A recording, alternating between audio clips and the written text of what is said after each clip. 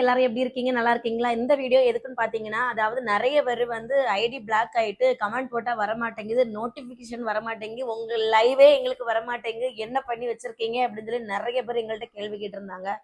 வாட்ஸ்அப்லயும் சரி, இன்ஸ்டாகிராம்ல வந்து பவர் அண்ணன் மெசேஜ் போட்டிருந்தாங்க. தங்கச்சி இப்படி உன் ஐடி பிளாக் ஆயிட்டுமா? என்ன செய்யன்னு தெரியல. அதுக்கு மட்டும் தான் அந்த அண்ணனை தேடிட்டு தான் இருந்தேன். என்னடா நல்ல கமெண்ட் குடுப்பாங்களே, அண்ணன காணலையே அப்படின்ட்டு. அதுக்கப்புறமா வந்து ஐடி பிளாக் ஆயிட்டு அப்படின்னு சொல்லி சொன்னாங்க. அப்புறமா நான் என்ன சொன்னேன்னா, ஆனா நீங்க ஒரு புது ஐடி ஓப்பன் பண்ணிக்கோங்க. வேற என்ன பண்ணன்னு தெரியல அப்படின்னு சொல்லி சொன்னேன். அதே மாதிரி புது ஐடி ஓப்பன் பண்ணி இப்போ கமெண்ட் போட்டுட்டு இருக்காங்க. லட்சுமி சிஸ்டருடைய ஐடியும் இப்படிதான் பிளாக் ஆச்சு. அது எப்படின்னு எனக்கு தெரியல.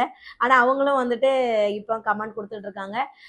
அன்பழகன் அண்ணாவோட ஐடியும் பிளாக் ஆயிட்டுன்னு சொல்றாங்க. ஆனா அது எப்படின்னு தெரியல. அண்ணா உங்களுக்கு விருப்பம் இருந்தா நீங்க இன்னொரு ஐடி அன்பழகன் அண்ணா மட்டும் இல்ல, உங்க வேற யாரோடைய ஐடி பிளாக் ஆயிருந்தாலும் நீங்க வந்து இன்னொரு ஐடி ஓப்பன் பண்ணிக்கோங்க. கமெண்ட் உங்களுக்கு விருப்பம் இருந்தா ஓப்பன் பண்ணிக்கோங்க. அது மட்டும் இல்லாம வனிதா குமரேசன் அவர்களுடைய ஐடியும் வந்து இடையில பிளாக் ஆச்சு. அவங்களும் சொல்லி சொல்லி பார்த்தாங்க, என் ஐடி பிளாக் பண்ணி வச்சிருக்கீங்க, எடுத்து விடுங்க எடுத்து விடுங்க. நாங்க ஏன் நல்ல நல்ல சப்ஸ்கிரைபர் நாங்க ஏன் பிளாக் பண்ண போறோம்? நாங்க அப்படி பண்ணுவோமா? கிடையவே கிடையாது. அது அது என்ன பிரச்சனைனே தெரியல. லைவே நிறைய பேத்துக்கு போய் சேரலன்னு சொல்றாங்க. இருந்தாலும் பரவாயில்ல.